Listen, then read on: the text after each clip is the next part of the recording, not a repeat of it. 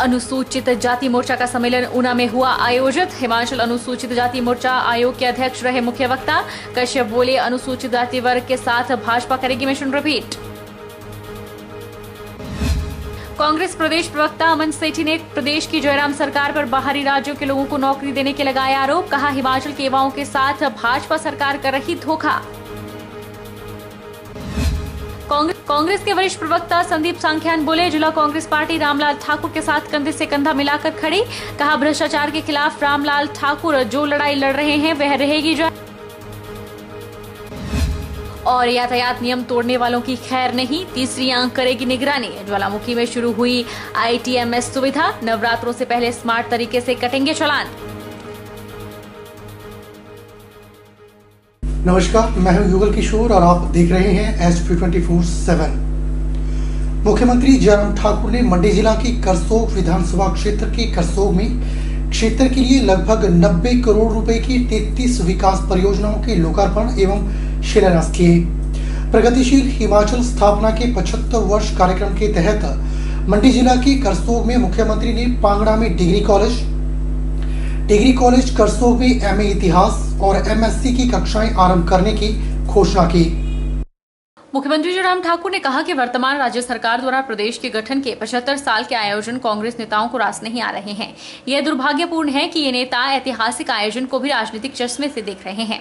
उन्होंने कहा कि इस उत्सव को आयोजित करने का एकमात्र उद्देश्य हिमाचल प्रदेश को विकास के मामले में देश का अग्रणी राज्य बनाने में यहाँ के लोगों की भूमिका और योगदान के लिए आभार व्यक्त करना है। उन्होंने कांग्रेस पार्टी को घेरते हुए कहा कि कांग्रेस वीरभद्र मॉडल की बात करती है, वो मॉडल जिससे 70,000 करोड़ के कर्जे के नीचे आज प्रदेश दबा हुआ है। ये मॉडल था, उनका ऋण लेते रहो और सरकार को आनंद के साथ चलाते रहो। इस मॉडल को हिमाचल की जनता ने खारिज करके फेंक दिया है। भाजपा ने एक दूसरे पर मामले दर्ज करने, बदले की भावना से काम करने की राजनीति और रिवाज को खत्म कर दिया है।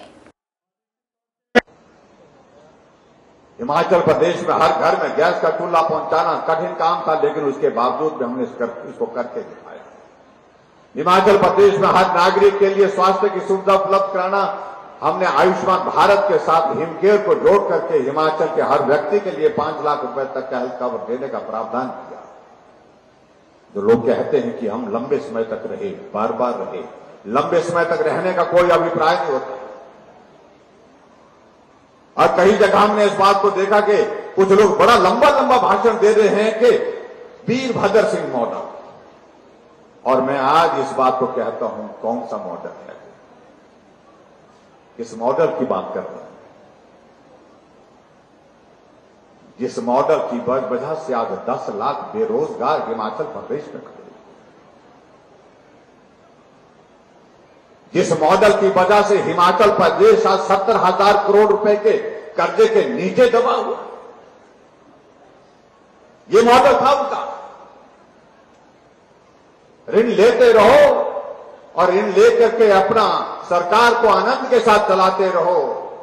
और मॉडल के लिए मैं अगर आगे बढ़ूंगा, उससे आगे बढ़ूंगा तो बहुत सारी बातें याद आ जाएंगी आप सबको। आज उस दुनिया में नहीं, मैं उनके प्रति सम्मान व्यक्त करता हूं, लेकिन मेरा कहना कांग्रेस के मित्रों को जरूर कहना है, मेहरबानी करके उस मॉडल का जिक्र मत करें जिस मॉडल को 5 साल पहले हिमाचल की जनता ने खारिज करके फेंक दिया।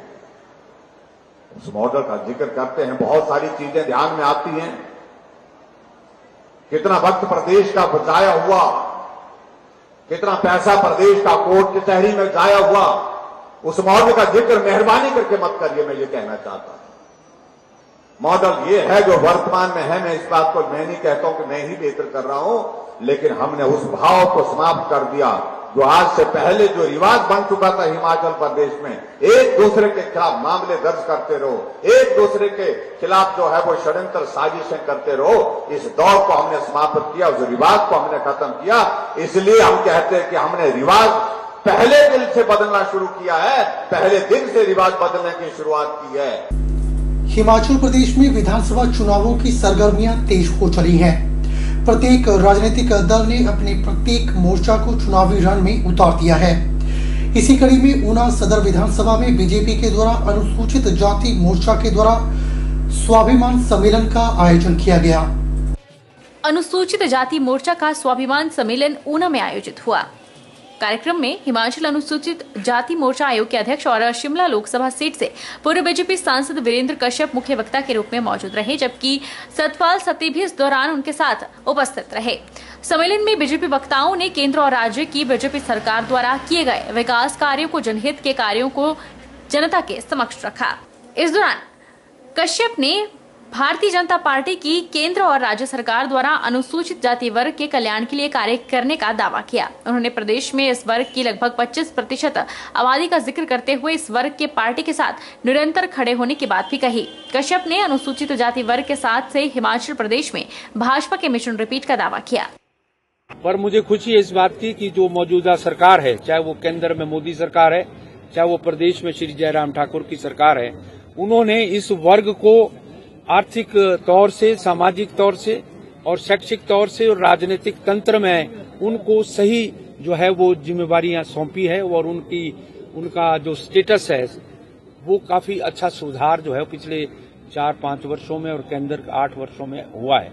तो अवश्य ही ये वर्ग जो है आज मुझे लगता है कि जैसे इन्होंने 2017 में दलित वर्ग ने, अनुसूचित जाति वर्ग ने भारतीय जनता पार्टी को बहुत जो है वो वोट देकर, ज्यादा वोट देकर जो सरकार हिमाचल में बनाई थी, आने वाले दिनों में जो आज इनका हमको जो सर्वे के अनुसार भी और इनके बीच में जाकर हमारे कार्यकर्ता, हमारे नेता जा रहे हैं और जो योजनाएं बनी हैं उसका लाभ उन तक पहुंचा है कि नहीं है, इसका भी हम जायजा जो है वो ले रहे हैं। राज्य रक्षा एवं पर्यटन मंत्री अजय भट्ट ने पर्यटन नगरी डलहौजी में स्थित डलहौजी मिलिट्री स्टेशन का दौरा किया। इस दौरान उन्होंने देश विदेश में बने नवीनतम तकनीक पर आधारित हथियारों का जायजा लिया और सेना के जवानों को भविष्य की चुनौतियों से निपटने के लिए तैयार रहने और हथियारों की ढांचागत विकास करने का आग्रह किया। राज्य रक्षा एवं पर्यटन मंत्री अजय भट्ट ने सेना के जवानों और अधिकारियों को संबोधित करते हुए कहा कि जब देश की आन बान शान के ऊपर बात आती है तो आप सब कुछ भूलकर सिर्फ तिरंगे को याद रखते हैं और देश को हर कोने से बचाते हैं।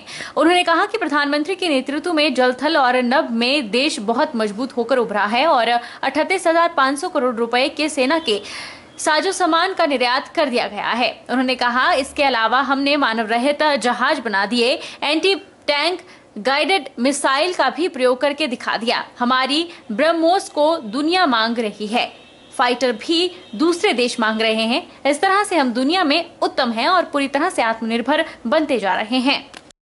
त्याग, आपका समर्पण सर्वोच्च है। जब देश की आन बान शान पर कभी कोई बात आती है तो आज सब कुछ भूल के सिर्फ तिरंगे को याद रखते हैं और भारत माँ की जय करके आप देश को कोने कोने से बचाते हैं। मेरी ओर से आपको शुभकामनाएं हैं और आपका उत्साह, आपका जोश जिस तरह बना है ये और दुगना होते जाए, आगे बढ़ते जाए। हम भारत माता के सभी सपूत हैं। भारत माता की आन बान शान को अक्षुण्ण बनाए रखने के लिए हम 24 घंटे तैयार रहते हैं। हम ऐसे क्षणों में अपने घर बार को भी भूल जाते हैं, बच्चों को भूल जाते हैं, सिर्फ और सिर्फ हमारे सामने देश होता है। आपने देखा है आपके वहां जसवंत सिंह जी समेत कई लोग हैं, संतोष बाबू जी समेत कई लोग हैं, एक से एक लोग हैं यादव साहब कारगिल में जिन्होंने इतनी वीरता दिखाई और उनकी पूरी टीम। आप लोगों में से कई लोग जो इन लड़ाइयों में रहे हैं, अक्सर सारे ही लोग रहे हैं। कोई भी हमारी फौज हो, हर एक का काम कैलकुलेटेड है।